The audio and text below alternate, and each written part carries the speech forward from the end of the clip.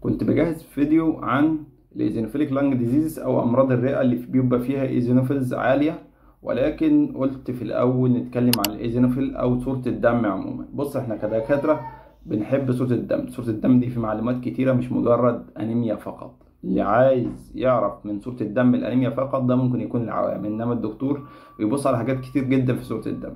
صوره الدم تنقسم لثلاث اقسام. اول حاجه الهيموجلوبين او كرات الدم الحمراء بما فيها الهيموجلوبين. تاني حاجة الصفائح الدموية. تالت حاجة كرات الدم البيضاء. كرات الدم البيضاء تتقسم لقسمين: خلايا كرات دم بيضاء محببة اللي هي ايزينوفيلز، ونيتروفيلز وبيزوفيلز، وغير محببة اللي هي الماكروفيج اللي هي المونوسايت في الأول وبعدين تتحول لماكروفيج، والليمفوسايت سواء بي أو تي ليمفوسايت. تاني حاجة في خلايا كرات الدم البيضاء لازم تبص على الاكيوريت نمبر او النمبر بتاع الخلايا، مش البرسنتج في معظم الاحيان.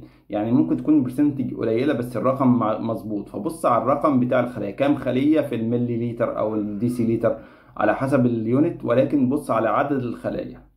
تالت حاجه اعلم ان معظم المعامل ما بتطلعش نسبة الإيزينوفيلز اللي هي اللي احنا بنحبها كدكاترة صدر صحيحة. يعني مفيش حد بيطلعها صح إلا نادرا من المعامل اللي عندها تفريق كبير جدا بين الخلايا وبعضها. ليه؟